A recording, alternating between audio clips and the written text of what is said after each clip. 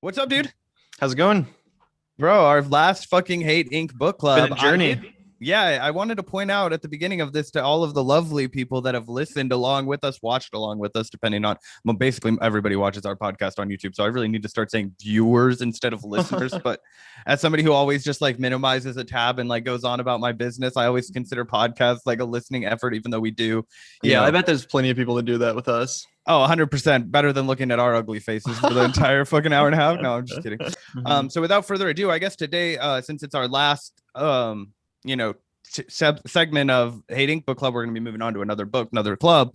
We're just going to kind of power through the remaining chapters and kind of discuss as we go, get kind of some final thoughts. And Yeah, it's been a good journey. Like I said, I've really enjoyed reading this book. And obviously, I urge you guys to do the same if you haven't checked it out yet. Obviously, this has been a good taste of the text, but it's really worth reading it in its entirety. But yeah, I'm excited to do this last segment and to finish off our Hate Inc. book club. in this chapter, he talks about how the model of the media is creating fear, right? So he goes and he says, scare the crap out of people and media companies get richer while the state agencies get more and more license for authoritarian crackdowns on the folk devil of the moment. A perfect partnership. The crack story exemplified this. TV stations glamorized the quote unquote wars on the streets, got great ratings, yet rarely got to the heart of what the crack epidemic was. A way for cocaine cartels to expand the consumer base beyond the saturated market of upper class buyers of powdered coke. Crack was just a cartel version of a corporate marketing ploy to rope in poor customers. Poor crackheads scared the public so much authorities got almost anything they asked for to fight them. The most infamous reform was the so-called 100-to-1 sentencing laws, which gave crack offenders sentences 100 times longer than powder offenders. And this is how the media plays a role in shaping policies. Because, and speak of the damn devil, Joe Biden, who was the guy that was ratcheting up and making all of these absurd pushes, not only in the 94 crime bill, of which he's now infamous for, but during the Reagan administration in the 80s, he was actually pushing for harsher sentencing for drug offenses such as crack cocaine than even Reagan was. Without any way to put a break on such passions, the new normal will be coexisting dueling panics, the caravan versus Russiagate, the beginning of the end versus how the left lost its mind, Breitbart versus the Palmer Report. Few audiences of any of these outlets will realize they're engaged in similar behaviors to those of hated antagonists. The only constant will be more and more authoritarian solutions. In the social media age, we can scare you as never before, which means politicians will have an easier time obtaining permission for censorship, surveillance, immigration bans, and other expanded powers. And it's so important to remember this book is old. This is before the insurgency. This is before the insurrection or whatever people want to call the protest. You know, you look at this and this completely meets the moment, right? What were they calling for immediately after that? Censorship, surveillance, expanded powers for governments. They wanted a new domestic terrorist legislation, all the stuff that the CIA and everybody else couldn't get away with based on the Patriot Act, whatever remaining rights we had. They wanted to squash domestic protections on the grounds of, oh, now we can sell it to these neoliberals who were at one point hesitant, and we can say, oh, it's to combat white terrorism, and now they can just throw out all of our rights whenever they accuse us of terrorism, which is intentionally left opaque.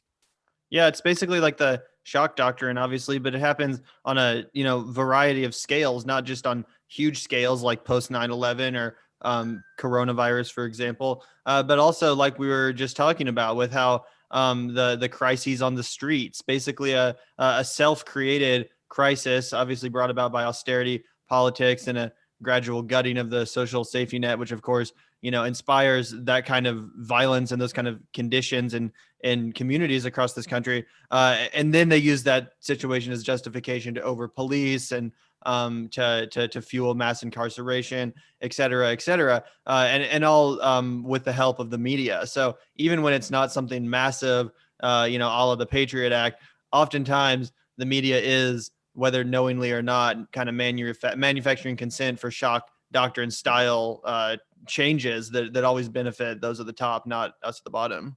Yeah, exactly. And it's important to remind ourselves that it can come in the form of economics, but it can also come in the form of tyrannical policy getting shoved down our throat, like you mentioned, 100%. Yeah.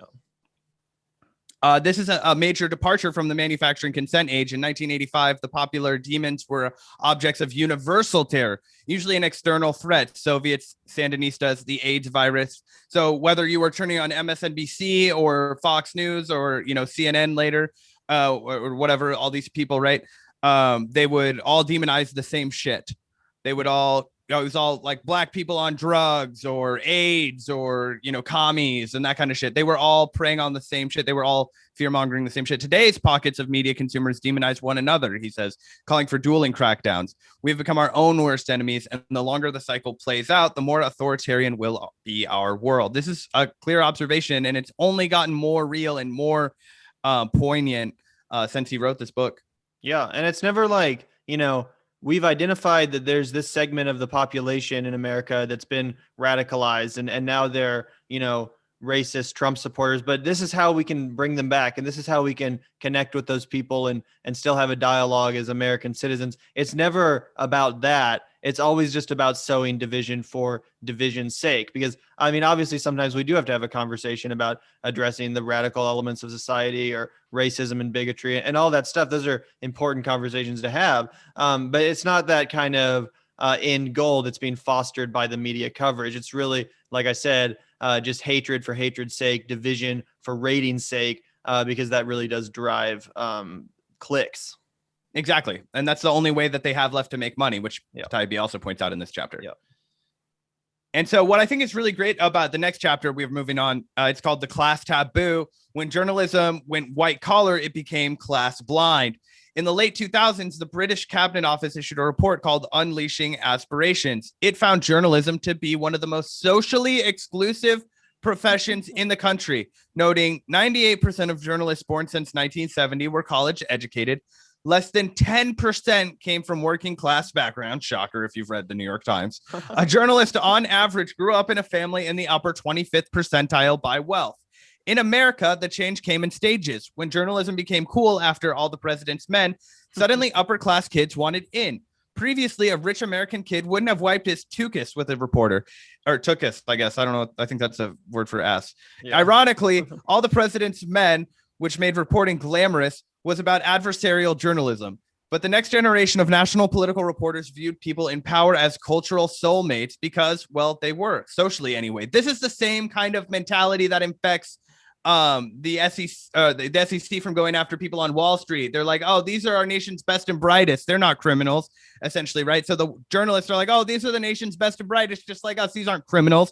And so they just write about them like they're fucking chums. And also, it doesn't take any genius to tell you that there are no working class people in journalism. Like, getting into, like, Gavin and I could have never fucking got jobs in journalism. And I feel like we've evidenced that we're decently smart guys who give a shit about this. We would have never been able to get a fucking foot in the door. My girlfriend took an internship at The Nation, which is a nominally like leftist publication. And they still do that whole gatekeeping shit where you get paid like, $13-14 an hour to work in Manhattan Island, where you can't survive if you don't have 3 other jobs or a rich fucking parent, which is how everybody else kind of gets through. It's like, oh, you went to Yale and you have a trust fund and now you can afford to get paid nothing and still have an apartment in Manhattan. And that's kind of how they low key gatekeep.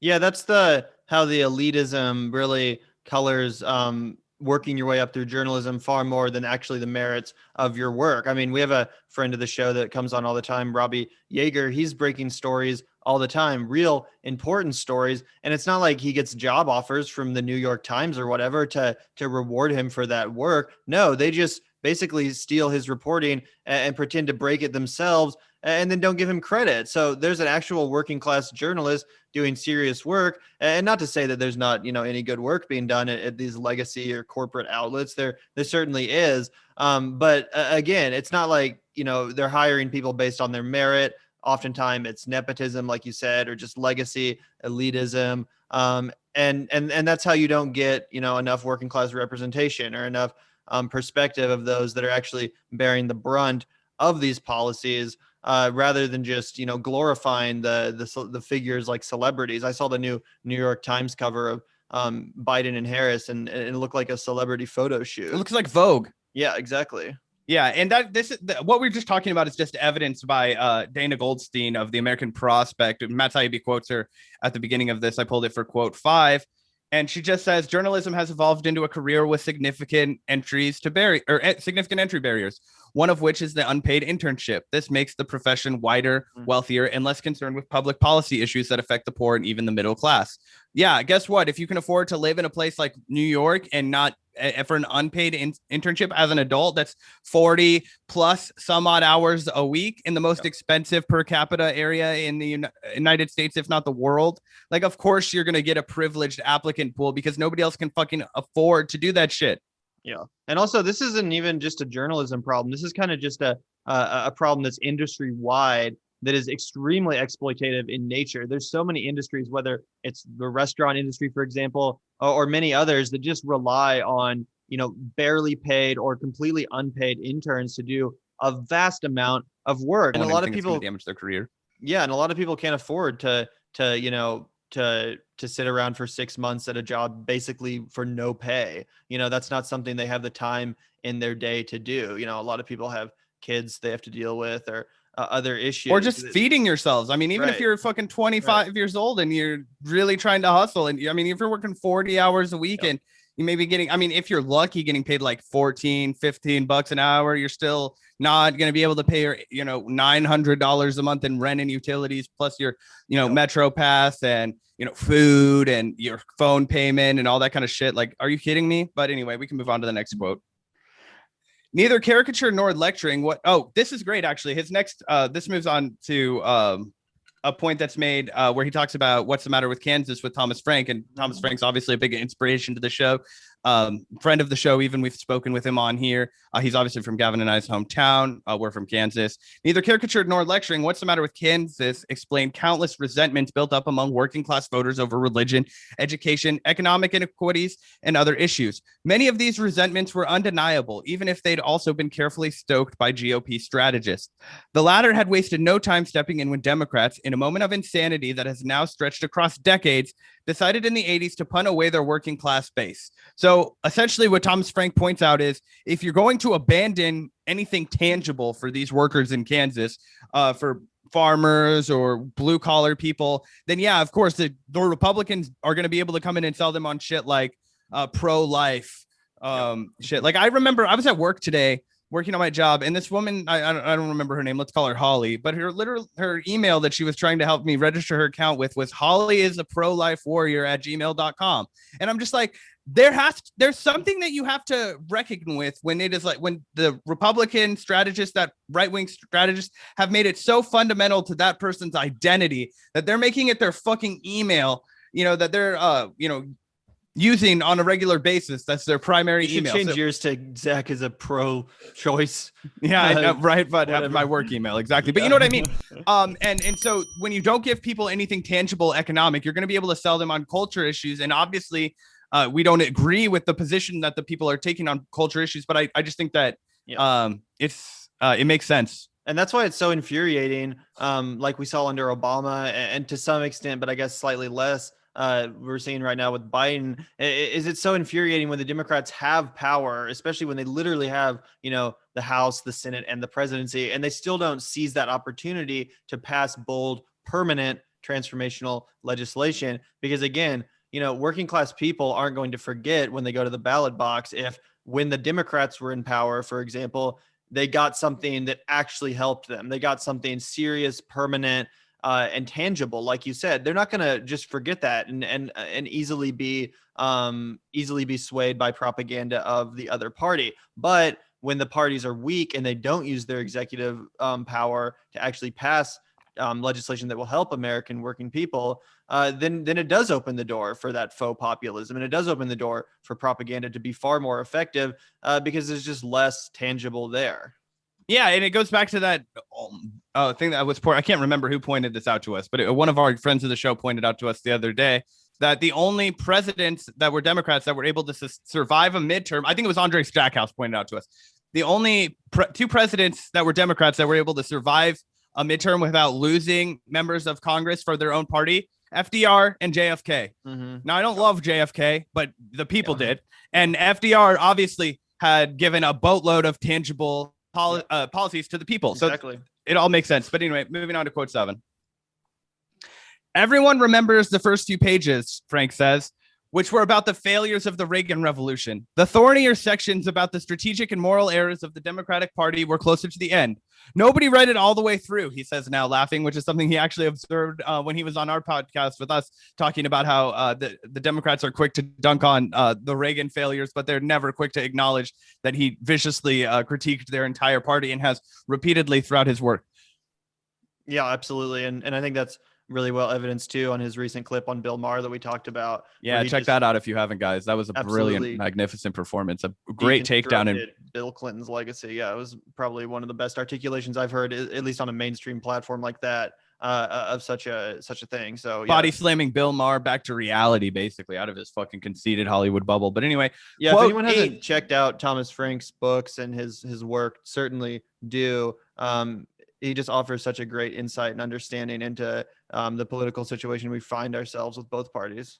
For sure. Yeah. So this is the next chapter that we're covering, and it's how the news was turned into sports. And he says sports fans are the best consumers, so why not turn politics into sports? And then we can go on to the next quote 9, which says, news purveyors knew if they could find a way to cover politics like sports and get news consumers behaving like the emotional captives we call sports fans, cash would flow like a river. How to pull that off? The main thing is don't break the spell. A professional sportscaster in America may do just about anything in public, even things that from the outside appear to stretch the absolute limits of human idiocy. He or she may howl like a child over a missed free throw, treat Jeff Fisher like Stephen Hawking, report the 7th round of the NFL draft like the Nuremberg trial, ask an athlete to measure his bicep mid-interview, or even fart on the air. The one thing Mr. Sportscaster can't ever do is remind the audience it's just a game. He or she can't ever tell them it's okay not to care.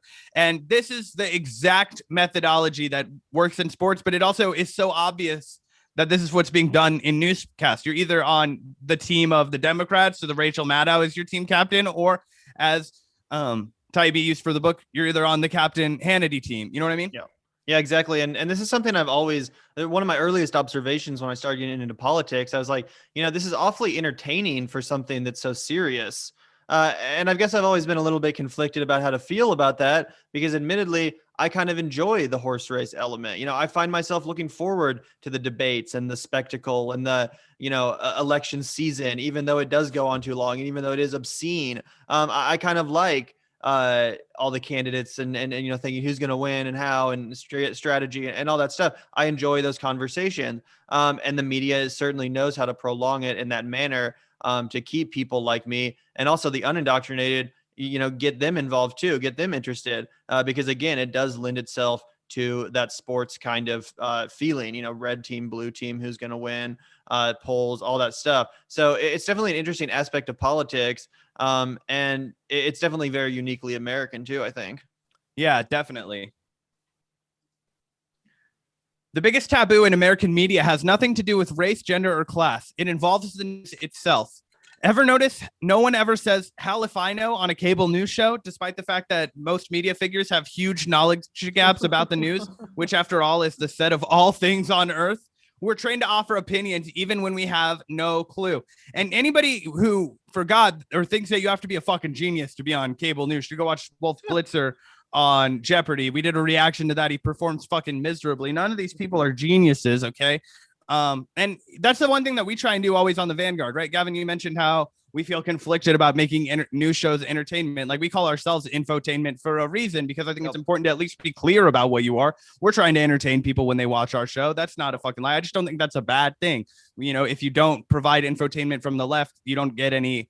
It's like you only get the people who want to entertain people from the right. You know what I mean? And we also, yeah, exactly. I think that's very true. And we also are honest about when we don't know. We're not afraid to say, hell if I know. And that actually reminds me of a point that I recently was making when we were on a friend of the show's stream, where I kind of said one of the problems I have with a lot of debates, especially in the internet era, is the refusal for one of the people to just say hell if I know, or to admit that they were wrong. I feel like this is definitely something that's kind of accentuated by internet culture, but it's a problem overall just with arrogance, people refusing to admit when they don't know something, or to admit when they have a gap in their own knowledge, like Taibbi says. And I think that's absolutely something that translates directly onto cable television, where it's basically a bunch of pompous elitists pretending that they have opinions that are worth listening to about the conditions on the ground, conditions which they're really not even a part of. Yeah, absolutely. The usual setup of almost any live variety news show is a host who intros an issue, flanked by a pro guest and an anti-guest. The segment producer wants to ensure lively crosstalk, so the pre-interview is designed to make sure you'll say what the producer expects you to say. So for people who aren't familiar, pre-interview is like, Gavin and I never do this shit. But on like a lot of respectable news shows, they'll like call and be like, oh, yeah, let me ask you all these questions and make sure that, one, you're not a fucking idiot, that you're not going to clam up when you're on air, that you can actually have a back and forth between somebody, but also that they make sure you're not going to say anything fuck shit or like anything that's like out of bounds of what they deem appropriate. Yeah. And this is kind of like the Crossfire setup that people hate. Yeah. But yeah, we can go to quote 12. We're almost out of time. So there was a lot that was wrong and deceptive about the era of news Cronkite dominated. News watchers were presented with a highly limited and simplistic vision of the world, one that downplayed or omitted countless injustices, both at home and abroad. Many of those deceptions were chronicled in Manufacturing Consent, which is kind of the, forefather book of this Hate Inc. It's kind of like a response or a 21st century, reply to Manufacturing Consent. But since the 70s and 80s, we've moved into a new realm of media messaging. The subtext is dramatically different from Cronkite's day. Most news consumers haven't noticed the change or are too young to know, but it's an awesome difference, and it's a terrifying one if you know what to look for. And he goes on to talk about, we can fuck off with the last quote, it's really long, I just put it on if we had time, but essentially what he's talking about is how if at the end of the day, you're supposed to be desperately waiting for something new from the news tomorrow. Like, this is your form of resistance. Like, you're participating in either resisting the liberal Dem crazy Joe Biden, or you're still fighting the fight of Donald Trump. This is a harder sell now that Trump's out of office, which is why news ratings are tanking. But for a while, it was really good for them. The QAnon resurgence. Yeah. Yeah, exactly. He's talking about how Cronkite always signed off with, and that's the way it is, because it was a way of signaling this is the end of learning about the news for the night. Go to bed. We'll talk about the news again tomorrow. It's a very different model. And he's talking about how that resolution, even how it might seem sort of silly, it was a way of putting a bow on the end of the day for the news and like letting consumers kind of like, oh, okay, we listened to the news. Now we've done it. Like, put your hat up and now the day's over. Whereas now it kind of festers in your mind constantly. And not just does it fester in your mind, but it spills over into a 24-hour social media news cycle, because even if people are watching TV, which is less and less, they're certainly not putting away their phone when the broadcast ends or when it's bedtime even. A lot of people, go to bed scrolling through their news doom scrolling feed. Exactly. I think we're all guilty of that. And that's because, the news does have a kind of addictive quality, and certainly that's made worse by the addictive qualities of social media. So it's kind of this, marriage of, addictive technology. And I certainly don't think it's necessarily a great thing for people's mental health, although it perhaps, I guess, has created a slightly more informed public, although maybe definitely a more neurotic, erratic, hate-filled public. But anyway, I guess we can go ahead and wrap this. Gavin and I are pre-recording this. We're about to jump on with an awesome interview. But thanks for everybody who's been riding along with us for these Hate Inc. book clubs. This is our last one. We're going to be announcing a new book club later on. We'll be covering some new work, and we'll continue to do these throughout the show. So hit that subscribe button if this is something you liked. Yeah, it's been fun, and we'll see you guys next time with another great book club. We're really excited to announce it, but we really enjoyed this one. And as I said, make sure to check out Hate Inc. by Matt Taibbi if you have not. It's really worth your time.